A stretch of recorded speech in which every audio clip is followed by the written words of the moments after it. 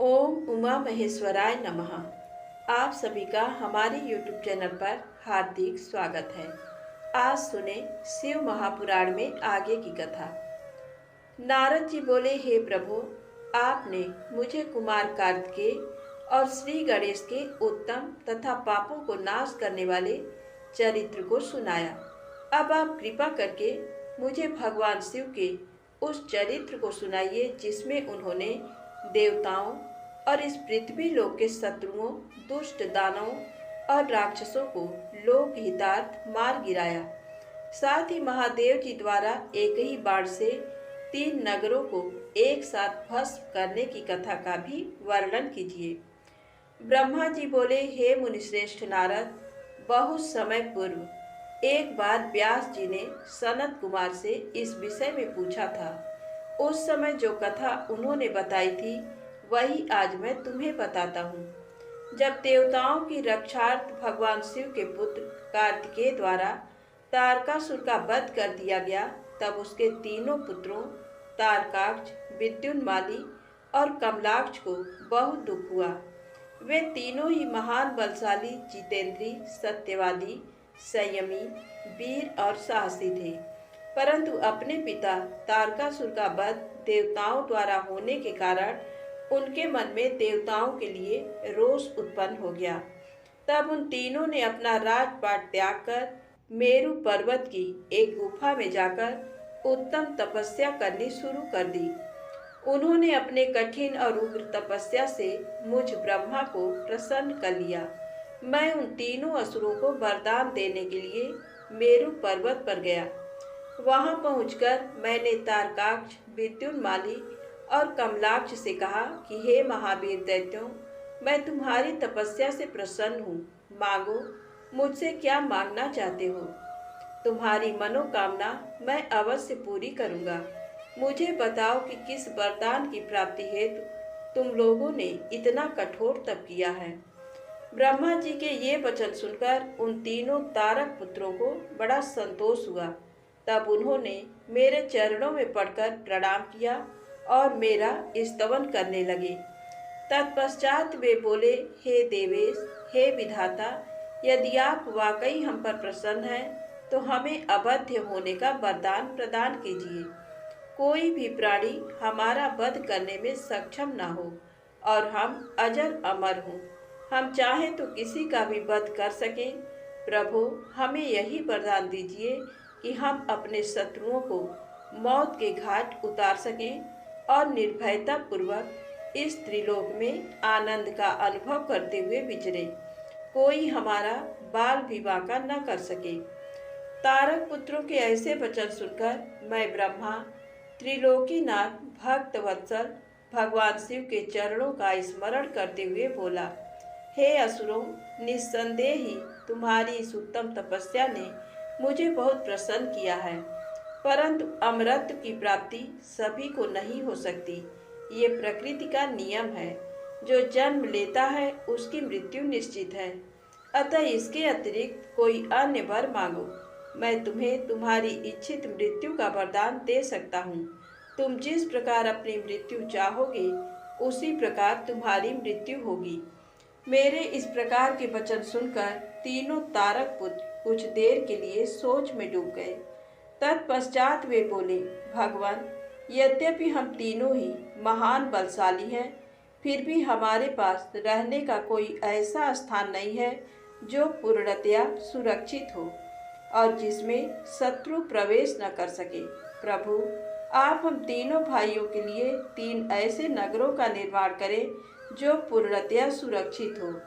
ये तीनों अद्भुत नगर संपूर्ण धन, संपत्ति और वैभव से शोभित हों तथा अस्त्र शस्त्रों की सभी सामग्रियां भी वहां उपस्थित हों और उसे कोई भी नष्ट न कर सके। तब तारकाक्ष ने अपने लिए सोने का, कमलाक्ष ने चांदी का तथा विद्युन्माली ने कठोर लोहे का बना नगर वरदान में मांगा। साथ ही उन्होंने ये भी कहा कि ये तीनों पूर्व दोपहर अभिजीत मुहूर्त में चंद्रमा के पुष्य नक्षत्र में होने पर एक साथ मिला करेंगे। ये तीनों ही महल आकाश में नीले बादलों में एक के ऊपर एक रहेंगे तथा जन साधारण सहित किसी को भी नहीं दिखाई देंगे। 1 सहस्र वर्षों बाद जब पुष्करावर्त नामक काले बादल बरस रहे हों, उस समय जब तीनों महल आपस में मिले, तब हम सबके बंदनी भगवान शिव असंभव रथ पर बैठकर एक ही बाण से हमारे नगरों सहित हमारा भी वध करें। इस प्रकार तारकासुर के पुत्रों के मांगे वरदान को सुनकर मैं मुस्कुराया और तथास्तु कहकर उनका इच्छित वर उन्हें प्रदान कर दिया। फिर मैं दानव को बुलाकर ऐसे 3 लोगों को बनाने की आज्ञा देकर मैं वहां से अपने लोक को लौटाया। मैंने मेहनत से तारकाक्ष के लिए सोने का, कमलाक्ष के लिए चांदी का और विद्युन्माली के लिए लोहे के उत्तम लोकों का निर्माण किया। ये तीनों ही लोक सभी साधनों और सुविधाओं से संपन्न थे। इन तीनों लोकों का निर्माण होने के उपरांत वे तीनों अपने अपने लोकों में चले गए और मैंने उन्हें एक के ऊपर एक करके, एक को आकाश में, एक को स्वर्ग के ऊपर और तीसरे को पृथ्वी लोक में स्थिर कर दिया। तत्पश्चात तीनों असुरों के आज्ञानुसार मैं भी वहीं पर निवास करने लगा। तारकाक्ष, कमलाक्ष और विद्युन्माली तीनों ही सदैव शिव भक्ति में लीन रहा करते थे। इस प्रकार वे तीनों ही असुर अब आनंद पूर्वक अपने अपने लोकों में सुखों को भोगने लगे। नारद जी बोले, हे पिताश्री, जब तारकासुर के तीनों पुत्र तारकाक्ष, कमलाक्ष और विद्युन्माली आनंद पूर्वक अपने अपने लोकों में निवास करने लगे, तब फिर आगे क्या हुआ? ब्रह्मा जी बोले, हे नारद, तारक पुत्रों के तीनों लोकों के अद्भुत तेज से दग्ध होकर सभी देवतागण देवराज इंद्र के साथ दुखी अवस्था में ब्रह्मलोक में मेरी शरण में आए। वहां मुझे नमस्कार करने के पश्चात देवताओं ने अपना दुख बताना शुरू किया। वे बोले, हे विधाता, त्रिपुरों के स्वामी तारकाक्ष, कमलाक्ष और विद्युन्माली नामक तीनों तारक पुत्रों ने हम सभी देवताओं को संतप्त कर दिया है। भगवान, अपनी रक्षा के लिए हम सभी आपकी शरण में आए हैं। प्रभु, आप हमें उनके वध का कोई उपाय बताइए, ताकि हम अपने दुखों को दूर करके पुनः पहले की भांति अपने लोक में सुख से रह सके। ये सुनकर मैंने उनसे कहा, हे देवताओं, तुम्हें इस प्रकार उन तारक पुत्रों से डरने की कोई आवश्यकता नहीं है। तुम्हारी इच्छा के अनुसार मैं तुम्हें उनके वध का उपाय बताता हूँ। उन तीनों ही असुरों को मैंने वरदान प्रदान किया है, अतः मैं उनका वध नहीं कर सकता।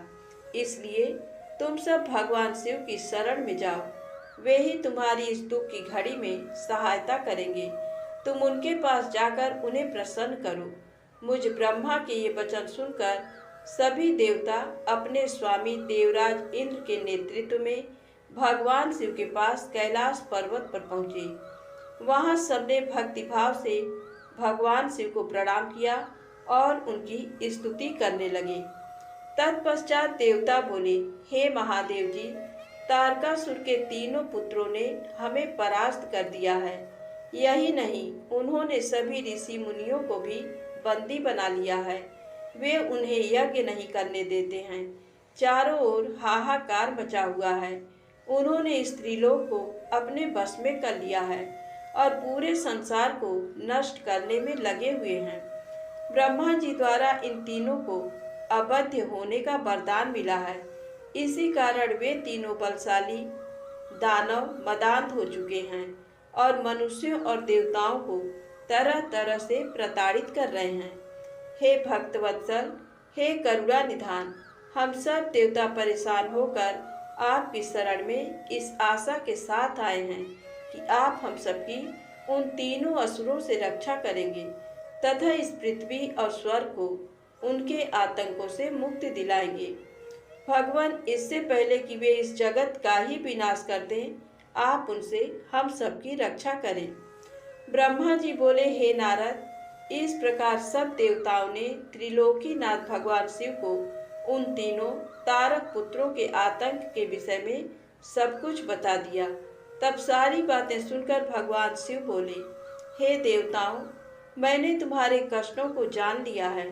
मैं जानता हूँ कि तारकाक्ष, कमलाक्ष और विद्युन्माली ने तुम्हें बहुत परेशान किया हुआ है, परंतु फिर भी वे तीनों पुण्य कार्यों में लगे हुए हैं। वे तीनों मेरे भक्त हैं और सदा मेरे ध्यान में निमग्न रहते हैं। भला मैं अपने भक्तों को कैसे मार सकता हूँ? वे तीनों तारक पुत्र पुण्य संपन्न हैं। वे प्रबल होने के साथ साथ भक्ति भावना भी रखते हैं।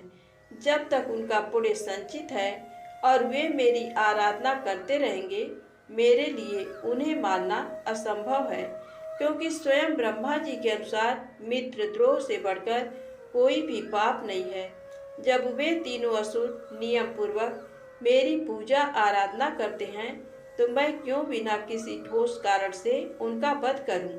हे देवताओं, इस समय मैं तुम्हारी कोई सहायता नहीं कर सकता, अतः तुम सब श्री हरि विष्णु की शरण में जाओ।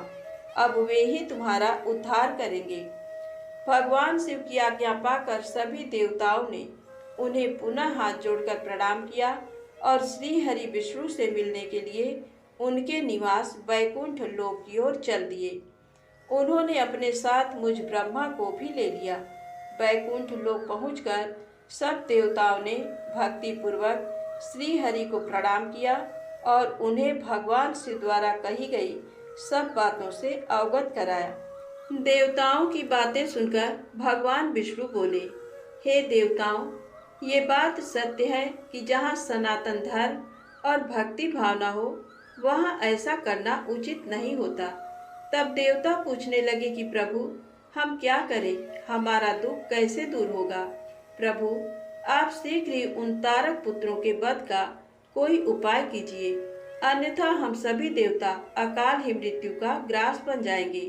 भगवान, आप ऐसा उपाय कीजिए जिससे वे तीनों असुर सनातन धर्म से विमुख होकर अनाचार का रास्ता अपना लें, उनके वैदिक धर्म का नाश हो जाए और वे अपनी इंद्रियों के वश में हो जाएं, वे दुराचारी हो जाएं तथा उनके सभी शुभ आचरण समाप्त हो जाएं। तब देवताओं की इस प्रार्थना को सुनकर भगवान श्रीहरि विष्णु एक पल को सोच में डूब गए। तत्पश्चात बोले, तारक पुत्र तो स्वयं भगवान शिव के भक्त हैं, परंतु फिर भी जब तुम सब मेरी शरण में आए हो, तो मैं तुम्हें निराश नहीं करूँगा, तुम्हारी सहायता अवश्य ही करूँगा। तब श्रीहरि विष्णु ने मन ही मन यज्ञों का स्मरण किया। उनका स्मरण होते ही यज्ञगण तुरंत वहां उपस्थित हो गए। वहां श्रीहरि को नमस्कार करके उन्होंने पूछा कि प्रभु, आपने हमें यहाँ क्यों बुलाया है? तब श्रीहरि मुस्कुराए और बोले कि हमें तुम्हारी सहायता की आवश्यकता है, इसलिए हमने तुम्हारा स्मरण किया है। तब वे देवराज इंद्र से बोले कि हे देवराज, आप त्रिलोक की विभूति के लिए यज्ञ करें। यज्ञ के द्वारा ही तारक पुत्रों के तीनों पुरों नगरों का विनाश संभव है। भगवान श्रीहरि विष्णु के ये वचन सुनकर सभी देवताओं ने आदर पूर्वक विष्णु जी का धन्यवाद किया और उन्हें प्रणाम करने के पश्चात यज्ञ के ईश्वर की स्तुति करने लगे। तत्पश्चात उन्होंने बहुत विशाल यज्ञ का आयोजन किया। सभी दिन उन्होंने उत्तम यज्ञ भक्ति भावना से आरंभ किया।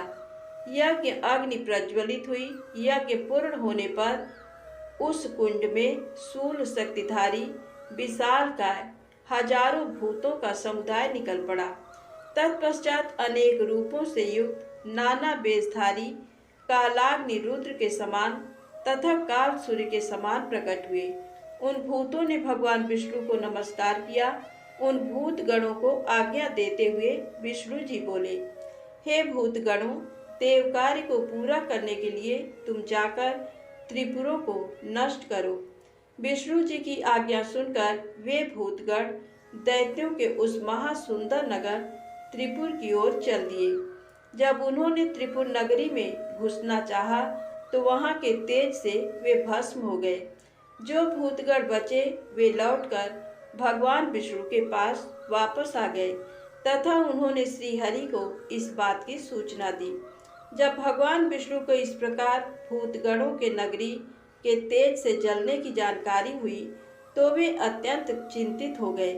तब उन्होंने देवताओं को समझाया कि वे अपनी चिंता त्याग कर अपने अपने लोकों को जाएं। मैं इस संबंध में विचार करके आपके लाभ के लिए यथासंभव कार्य करूंगा। मैं तारकाक्ष, कमलाक्ष और विद्युन्माली नामक तीनों असुरों को शिव भक्ति से विमुख करने का प्रयास करता हूँ, तभी उन पर विजय पाना संभव होगा। तब श्री हरि को प्रणाम करके सभी देवता अपने अपने लोकों को वापस लौट गए। ब्रह्मा जी नारद से बोले।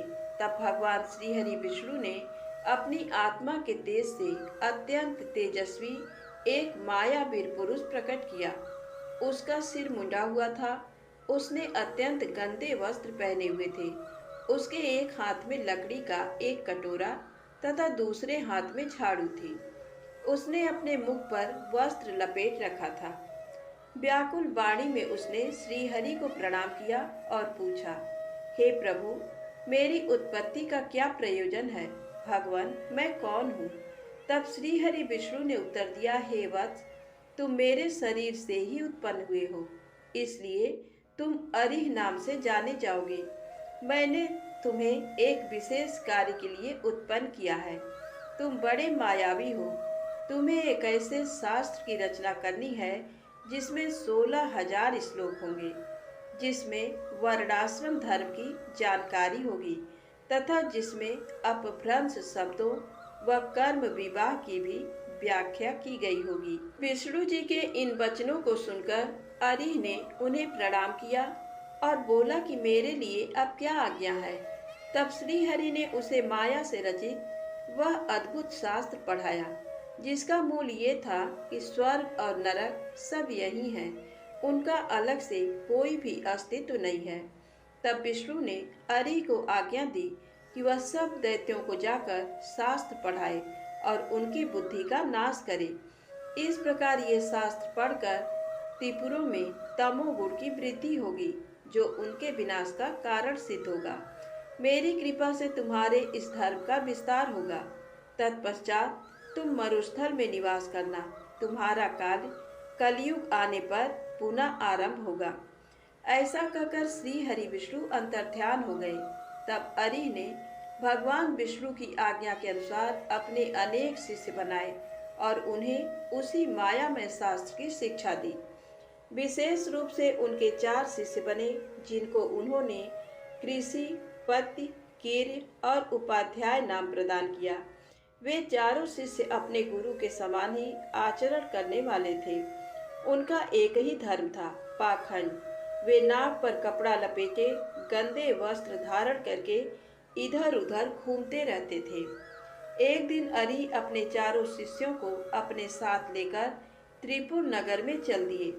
वहां पहुंचकर उन्होंने अपनी माया फैलानी आरंभ की, परंतु भगवान शिव की कृपा से उस त्रिपुरी में उनकी माया का प्रभाव नहीं हो रहा था।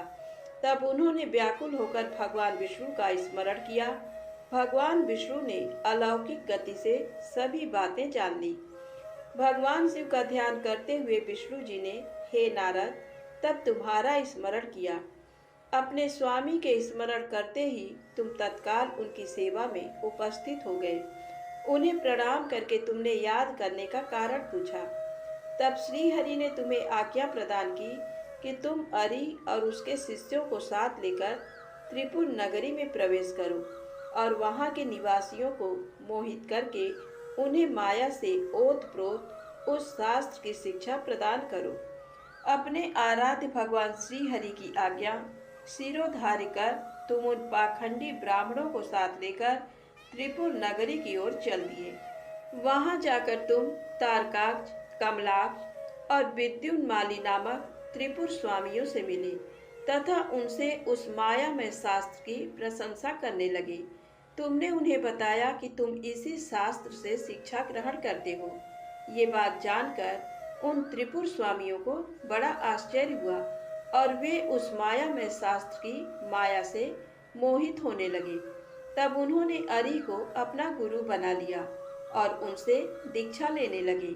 ये देखकर त्रिपुरों के अन्य निवासी भी उन मायावी शिष्यों एवं उनके गुरु से शिक्षा ग्रहण करने लगे। नारद जी ने पूछा, हे ब्रह्मदेव, उन तीनों महाबली बलशाली दैत्यराजों के उन मायावी और पाखंडी अरि और उनके शिष्यों द्वारा शिक्षा ग्रहण होने पर वहाँ क्या हुआ? उन मायावी पुरुषों ने क्या किया? कृपया मुझे बताइए। नारद जी का प्रश्न सुनकर ब्रह्मा जी बोले, हे नारद, जब त्रिपुर के राजा ही उस माया में शास्त्र द्वारा दीक्षित हो गए तो वहाँ की जनता क्यों नहीं होती? अरिहंत ने कहा, मेरा ज्ञान वेदांत का सार है। ये अनादिकाल से चला आ रहा है। इसमें कर्ता कर्म नहीं है। आत्मा के देह अर्थात शरीर से जितने भी बंधन हैं वे सब ईश्वर के ही हैं। ईश्वर के समान कोई भी न तो शक्तिशाली है और न ही सामर्थ्यवान। ब्रह्मा, विष्णु और महेश सब अरिहंत ही कहे जाते हैं। समय आने पर ये तीनों ही लीन हो जाते हैं। आत्मा एक है। मृत्यु सभी के लिए सत्य है। मृत्यु शाश्वत है और सबके लिए निश्चित है। इसलिए हमें कभी भी हिंसा नहीं करनी चाहिए और सदा ही अहिंसा के मार्ग पर चलना चाहिए। अहिंसा ही परम धर्म है। किसी को दुख पहुंचाना महापाप है। इसलिए हमें कभी भी कमजोर और निर्बलों को नहीं सताना चाहिए। दूसरों को क्षमा करना ही सबसे बड़ा गुण है। इसलिए सदा अहिंसा का मार्ग अपनाना चाहिए। हिंसा और लड़ाई झगड़े का मार्ग हमें नरक की ओर ले जाता है। इसलिए किसी को डराओ धमकाओ मत। सदैव विनम्रता का आचरण करो। भूखों को भोजन दो, रोगियों को औषध और छात्रों को विद्या का दान करो। भक्ति के साथ उपासना करो। आडंबरों की कोई आवश्यकता नहीं होती। मन को शुद्ध रखो तथा 12 स्थानों की पूजा करो, जिनमें 5 कर्मेंद्रियां, 5 ज्ञानेंद्रियां तथा मन व बुद्धि सम्मिलित है। इसी धरा पर ही स्वर्ग और नरक दोनों स्थित हैं। अतः अनावश्यक रूप से उनकी कामना मन में लेकर अपनों को कष्ट देना पूर्णतः गलत है। शांति और सुखपूर्वक मरना ही मोक्ष की प्राप्ति है। स्वर्ग की प्राप्ति की इच्छा मन में लेकर हवन की अग्नि में तिल, घी और पशु की बलि देना कहाँ की मानवता है। इस प्रकार उन असुर राजाओं को अपना जीवन दर्शन सुनाकर अरि उस पुर के निवासियों से बोले कि मनुष्य को सुखपूर्वक निवास करना चाहिए। आनंद ही ब्रह्म है और परम ब्रह्म की प्राप्ति सिर्फ एक कल्पना है। तभी कहता हूँ कि जब तक आपका शरीर स्वस्थ और समर्थ है, अपने सुख का मार्ग ढूंढकर उसका अनुसरण करो, अन्यथा शीघ्र ही तुम पर बुढ़ापा आ जाएगा और तुम्हारा शरीर नष्ट हो जाएगा। इसलिए ज्ञानियों को स्वयं अपने सुख की खोज करनी चाहिए। मेरी इस बात का समर्थन वेद भी करते हैं। मनुष्य को जाति पाति के बंधनों में फंसकर कभी किसी को कम नहीं समझना चाहिए। सृष्टि के आरंभ में ब्रह्मा जी की उत्पत्ति हुई। उनके दक्ष और मरीच नामक 2 पुत्र हुए। मरीच के पुत्र कश्यप जी ने दक्ष की 13 कन्याओं का धर्म से विवाह कराया। फिर प्रजापति के मुख, बाहु, उरु, जंघा और चरण से वर्ण उत्पन्न हुआ, ऐसा कहा जाता है, परंतु ये सभी बातें गलत जान पड़ती हैं, क्योंकि एक ही शरीर से जन्म लेने वाले सभी पुत्र भिन्न भिन्न रूप वाले कैसे हो सकते हैं। इसलिए वर्ण भेद को अनुचित मानना चाहिए। ब्रह्मा जी बोले, इस प्रकार उन अरिह नामक धर्मात्मा ने अपने भाषण द्वारा तारकाक्ष, कमलाक्ष और विद्युन्माली नामक तीनों असुरों के निवासियों को वेद मार्ग से विमुख कर दिया। साथ ही उन्होंने पतिव्रता स्त्रियों के पतिव्रता धर्म और पुरुषों के जितेंद्रीय धर्म को अस्वीकार कर दिया। उन्होंने धर्म, यज्ञ, तीर्थ, श्रद्धा और धर्म शास्त्रों का भी खंडन किया। विशेष रूप से उन्होंने भगवान शिव की पूजा न करने के लिए सभी को प्रोत्साहित किया और सब देवताओं के पूजन और आराधना को व्यर्थ बताया। इस प्रकार उन अरि ने पुर के वासियों को अपने झूठ, धर्म और पाखंड से मोहित कर दिया। इस प्रकार वहां अधर्म फैल गया। तत्पश्चात भगवान श्री हरि विष्णु की माया से देवी महालक्ष्मी भी उन त्रिपुरों में अपना अनादर देख उस स्थान को त्याग कर चली गई। व्यास जी ने पूछा, हे सनत कुमार जी, जब उन त्रिपुर स्वामियों की बुद्धि उनकी प्रजा सहित मोहित हो गई तब क्या हुआ? कौन सी घटना घटी? प्रभु कृपा कर इस विषय में मेरे ज्ञान को बढ़ाइए। तब व्यास जी के प्रश्न का उत्तर देते हुए सनत कुमार जी बोले, हे महर्षि, जब उन तीनों पुरों का मुख पूर्व दिशा की ओर हो गया और तारकाक्ष, कमलाक्ष और विद्युन्माली नामक दैत्यों ने भगवान शिव का पूजन और अर्चन छोड़ दिया, तब उनके राज्य में चारों ओर दुराचार फैल गया। उस समय भगवान विष्णु और ब्रह्मा जी सभी देवताओं के साथ भगवान शिव की स्तुति करने कैलाश पर्वत पर गए। वहां पहुंचकर उन्होंने शिव जी को साष्टांग प्रणाम किया। तत्पश्चात देवता बोले, हे देवाधिदेव, हे करुणा निधान, आप सभी जीवों के आत्मस्वरूप, कल्याण करने वाले और अपने भक्तों की पीड़ा हरने वाले हैं। गले में नीला चिन्ह होने के कारण आप नीलकंठ कहलाते हैं। हम हाथ जोड़कर आपको प्रणाम करते हैं। आप सब प्राणियों एवं देवताओं के लिए वंदनीय हैं तथा सबकी बाधाओं और विपत्तियों को दूर करते हैं। भगवान, आप ही रजोगुण, सतोगुण और तमोगुण के आश्रय से ब्रह्मा, विष्णु और महेश के अवतार धरकर जगत की सृष्टि, पालन और संहार करते हैं। आप ही अपने भक्तों को इस भवसागर से पार कराने वाले हैं। वेद आपके परम ब्रह्म स्वरूप और तत्व रूप का वर्णन करते हैं। आप सर्वव्यापी, सर्वात्मा और इन तीनों लोकों के अधिपति हैं। आप सूर्य से भी अधिक तेजस्वी और दीप्तिमान हैं। हम आपको नमस्कार करते हैं। आप ही इस प्रकृति के प्रवर्तक हैं तथा सब प्राणियों के शरीर में रहते हैं। ऐसे परमेश्वर को हम प्रणाम करते हैं। हे शिव शंभो, तारकाक्ष, कमलाक्ष और विद्युन्माली नामक त्रिपुर स्वामियों ने हम देवताओं को अनेकों प्रकार से परेशान कर प्रताड़ित किया है। वे देवताओं का विनाश करने के लिए उन्मुख हैं। हे प्रभु, हम आपकी शरण में आए हैं। भगवान, उन असुरों का विनाश करके हमारी रक्षा कीजिए। इस समय तीनों असुरों ने धर्म मार्ग को छोड़ दिया है और नास्तिक शास्त्र का पालन कर रहे हैं। आपकी इच्छा के अनुरूप तारकाक्ष, कमलाक्ष और विद्युन्माली तीनों धर्म कर्म से विमुख हो गए हैं। अतः अब आप उनका वध कर देवताओं को मुक्ति दिलाइए। इस प्रकार कहकर सभी देवता चुप हो मस्तक झुकाकर खड़े हो गए। तब भगवान शिव बोले, हे देवताओं, तारकाक्ष, कमलाक्ष और विद्युन्माली तीनों ही यद्यपि धर्म से विमुख होकर धन, वैभव और ऐश्वर्य रूप में डूबकर सब कुछ भूल गए हैं, परंतु फिर भी वे मेरे असीम भक्त रहे हैं। जब भगवान विष्णु ने उन त्रिपुर स्वामियों को वहां की प्रथा के साथ मोहित कर धर्म कर्म से विमुख कर ही दिया है, तो वे स्वयं ही उनका वध क्यों नहीं कर देते? शिव जी के ये वचन सुनकर ब्रह्मा जी बोले, हे परमेश्वर, आप भक्त वत्सल हैं। पाप आपसे कोसों दूर भागता है। प्रभु, आपकी आज्ञा के बिना इस जगत में पत्ता तक नहीं हिलता। भगवान, आपकी इच्छा के अनुरूप ही विष्णु जी ने उन सबको मोहित कर पथ भ्रष्ट किया है। अब आप उन त्रिपुर स्वामियों का वध करके इस जगत का उद्धार कीजिए। प्रभु, आप तो इस जगत का आधार हैं। हम सब आपके सेवक हैं और आपकी आज्ञा के अनुसार कार्य को पूरा करते हैं। आप सम्राट और हम आपकी प्रजा हैं।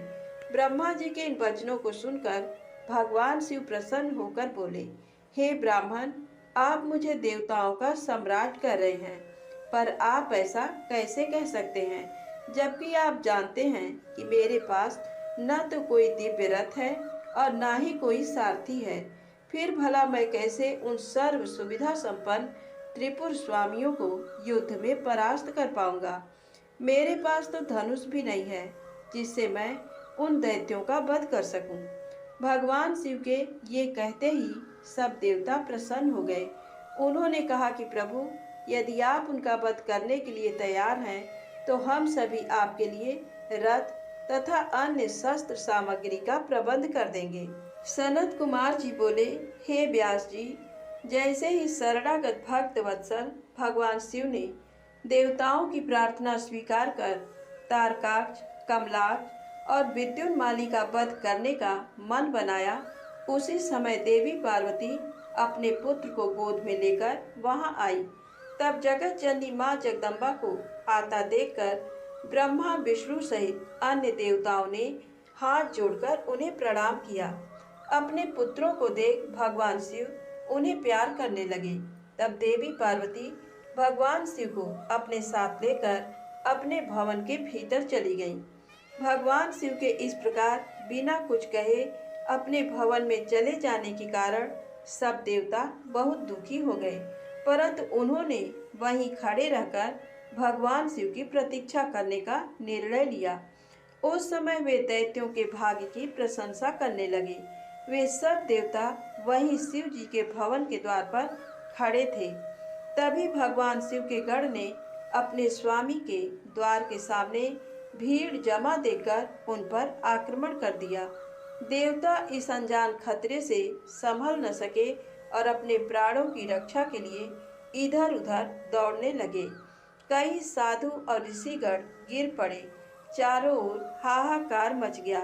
तब भयभीत होकर सब देवता भगवान श्री हरि विष्णु की शरण में गए। देवताओं को समझाते हुए श्री हरि विष्णु ने कहा, देवताओं तथा मुनिगणों, आप लोग क्यों इतना दुखी हो रहे हैं? महान पुरुषों की आराधना करने में दुख तो आते ही हैं। इन कष्टों को झेल कर ही भक्त की दृढ़ता बढ़ती है और तब वह अपने आराध्य देवों को प्रसन्न कर पाता है। भगवान शिव तो समस्त गणों के अध्यक्ष तथा परमेश्वर हैं। आप सब मिलकर भगवान आशुतोष की प्रसन्नता के लिए ओम नमः शिवाय शुभम शुभम कुरु कुरु शिवाय नमः ओम मंत्र का 1 करोड़ बार जाप करो। वे इससे अवश्य ही प्रसन्न होंगे और हमारा कार्य पूरा करेंगे। भगवान श्री हरि विष्णु के इन वचनों को सुनकर सभी देवता बहुत प्रसन्न हुए और सहर्ष भगवान शिव की आराधना करने लगे। अपने कार्य की सिद्धि के लिए उन्होंने 1 करोड़ बार विष्णु जी द्वारा बताए गए मंत्र का जाप करना आरंभ कर दिया।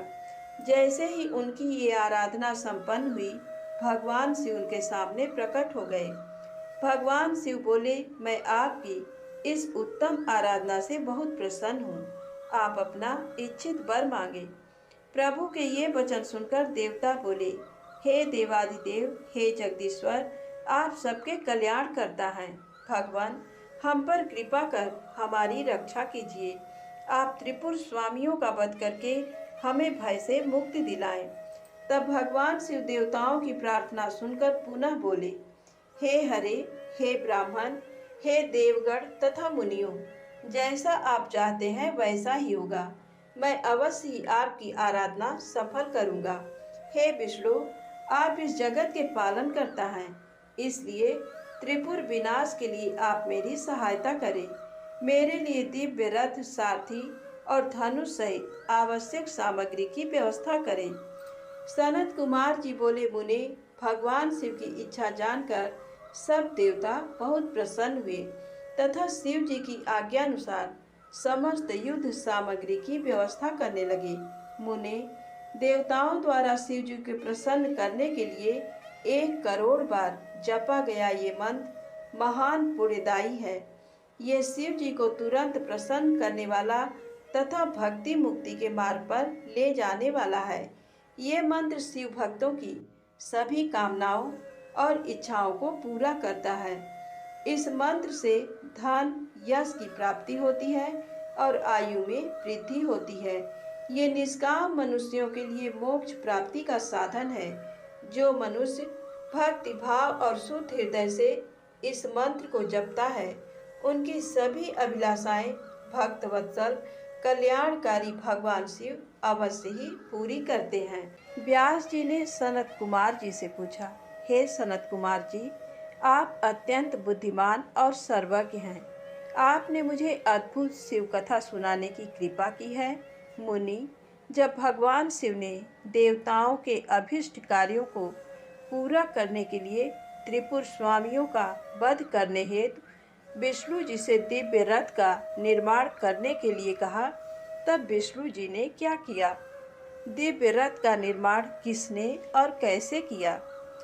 सूत जी बोले, हे मुने, व्यास जी की ये बात सुनकर सनत कुमार जी ने भगवान शिव के चरणों का ध्यान करके कहा, भगवान शिव के लिए दिव्य रथ के निर्माण करने के लिए देवताओं ने अपने शिल्पी विश्वकर्मा को बुलाकर उन्हें कार्य सौंपा। तब भगवान शिव के अनुरूप ही विश्वकर्मा ने उनके लिए रथ का निर्माण किया। उस रथ के समान कोई दूसरा रथ नहीं था। वह दिव्य रथ सोने का बना हुआ था। उस रथ के दाएं पहिए में सूर्य और बाएं पहिए में चंद्रमा लगे हुए थे।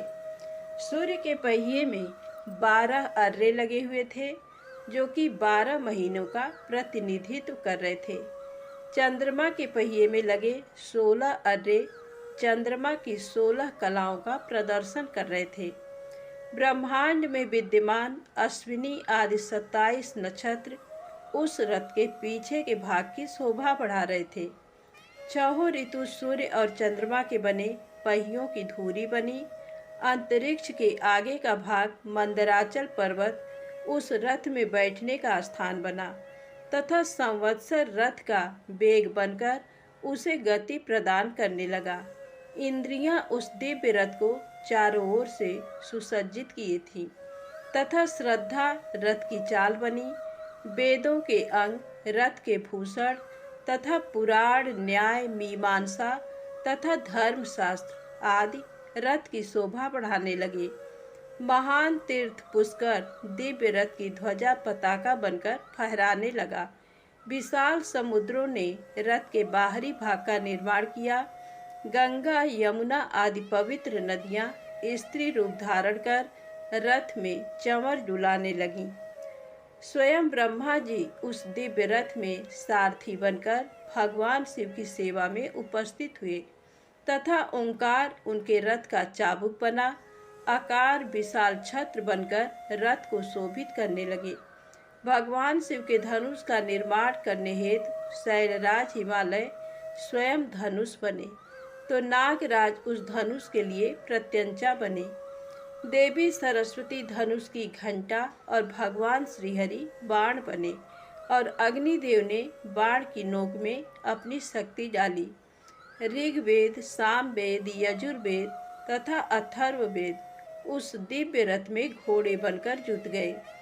वायुदेव बाजा बजाने लगे। उस दिव्य रथ में इस ब्रह्मांड की हर वस्तु उपयोगिता बढ़ा रही थी। इस प्रकार देवताओं के शिल्पी विश्वकर्मा ने उस उत्तम दिव्य रथ का निर्माण किया।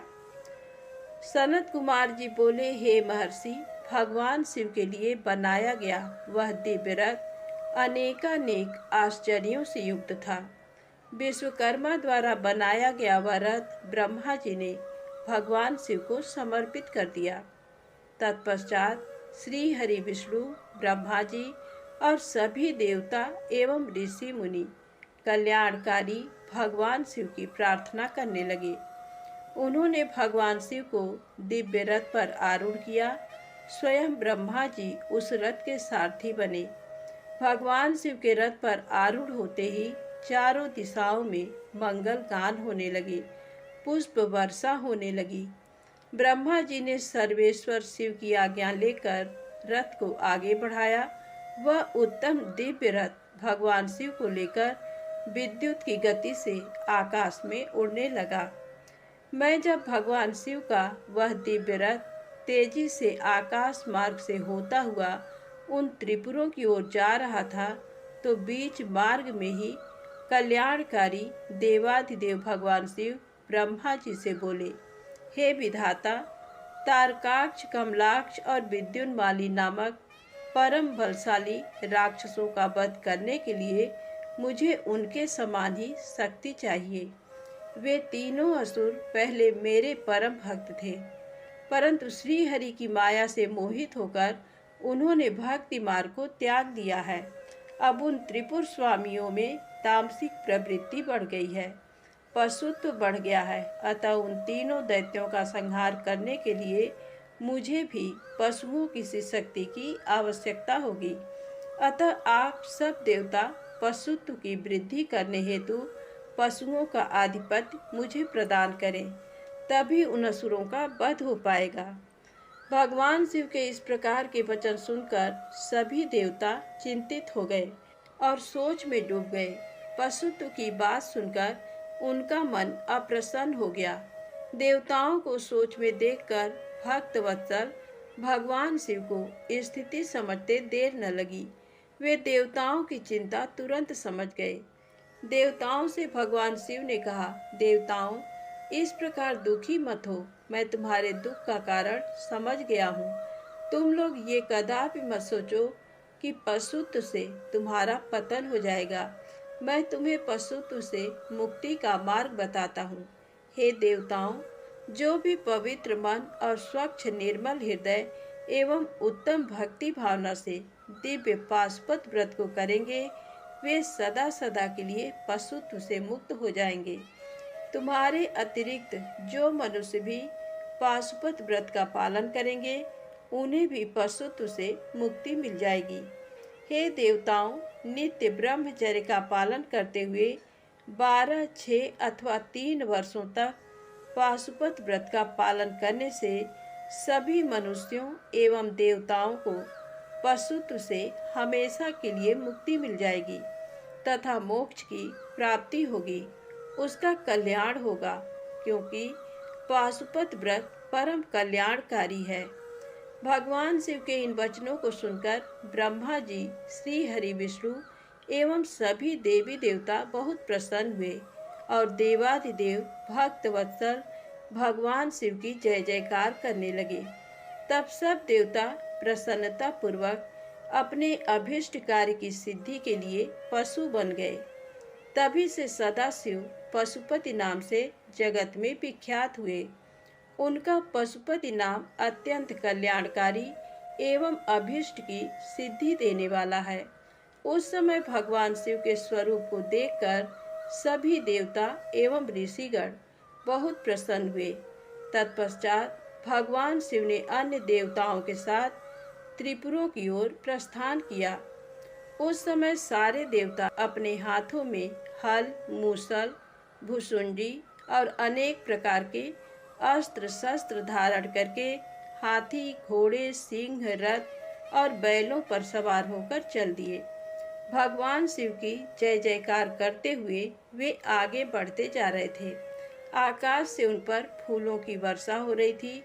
कल्याणकारी भगवान शिव के साथ उनके केश विगतवास, महाकेश, महाज्वर, सोमवल्ली, सवर्ण, सोमप, सनक, सोमधृक, सूर्यवर्चा, सूर्य प्रेक्षणक, सूर्याक्ष, सूर्यनामा, सुर, सुंदर, प्रस्कंद, कुंदर, चंड, कंपन, अतिकंपन, इंद्र, इंद्रजय, यंता, हिमकर, शताक्ष, पंचाक्ष, सहस्राक्ष, महोदर, सतीजव, शतास्य, रंग, कर्पूर पूतन, द्विशिक, त्रिशिक, अहंकार कारक, अजवक्त्र, अष्टवक्त्र, हयवक्त्र, अर्धवक्त्र आदि महावीर बलशाली गणाध्यक्ष उनको घेर कर चल रहे थे।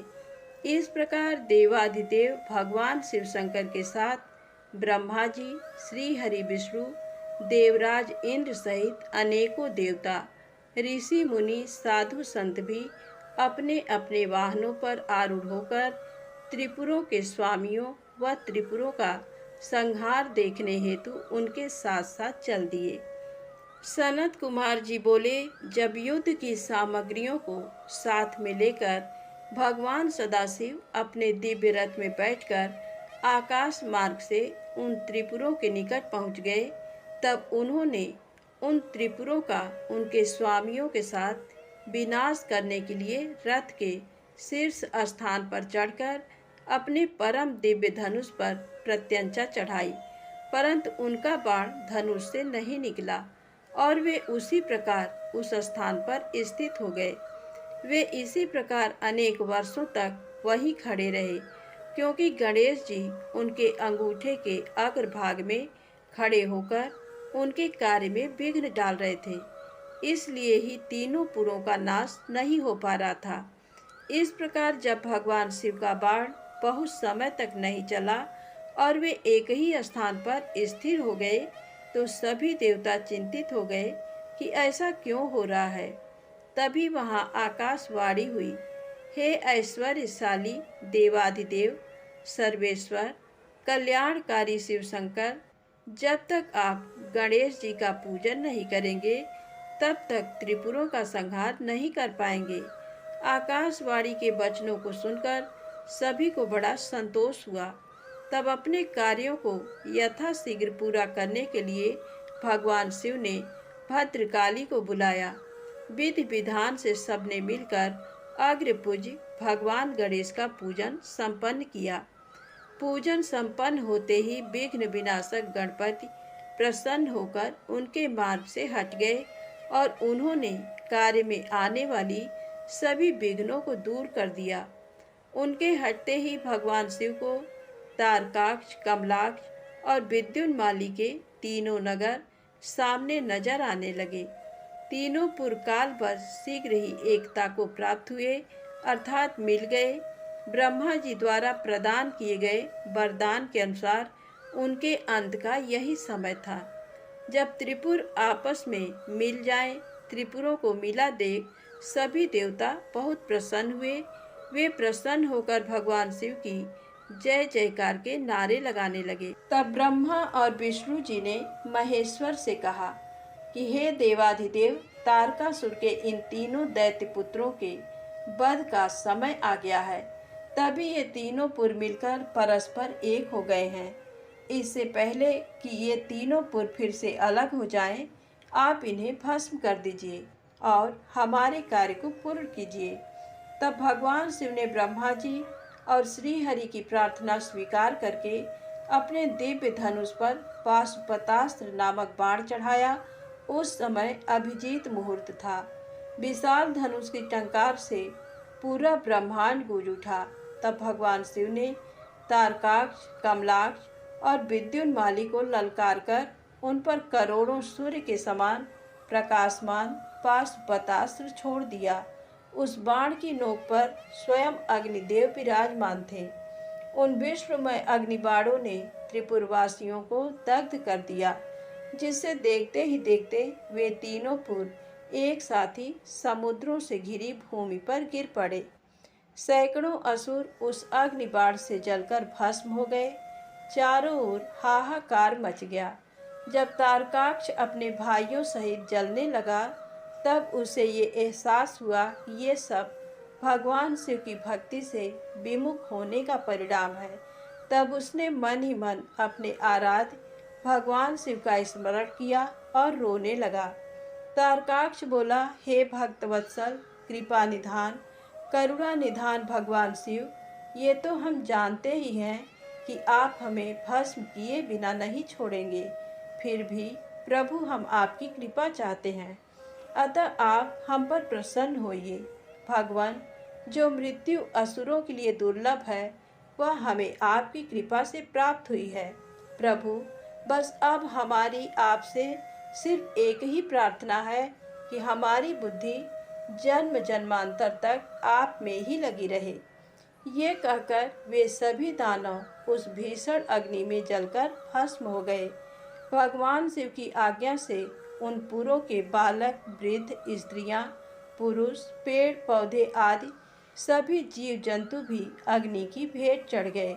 उस भीषण अग्नि ने स्थावर, जंगम आदि सभी को पल भर में ही राख के ढेर में बदल दिया। पाशुपतास्त्र से प्रज्वलित अग्नि में सभी जलकर भस्म हो गए। परंतु भगवान शिव का भक्त मैं नामक दैत्य, जो असुरों का विश्वकर्मा था और जो देवों का विरोधी भी नहीं था, भगवान शिव के तेज से सुरक्षित बच गया। इस प्रकार जिन दैत्यों या प्राणियों का किसी भी स्थिति में मन धर्म के मार्ग से विचलित नहीं होता है, उनका पतन किसी भी स्थिति में किसी के द्वारा नहीं होता है। इसलिए सज्जन पुरुषों को सदैव अच्छे कर्म ही करने चाहिए। दूसरों की निंदा करने वालों का सदा ही विनाश होता है। अतः हम सभी को पर निंदा से बचना चाहिए और अपने बंधु बांधवों के साथ इस जगत के स्वामी भगवान शिव की आराधना में तन्मय होकर लगे रहना चाहिए। तो प्रेम से बोले शंकर भगवान की जय हो। दोस्तों, यदि आपको वीडियो पसंद आए तो प्लीज़ लाइक अवश्य करें, चैनल को सब्सक्राइब करें। जय माता दी, जय भोलेनाथ।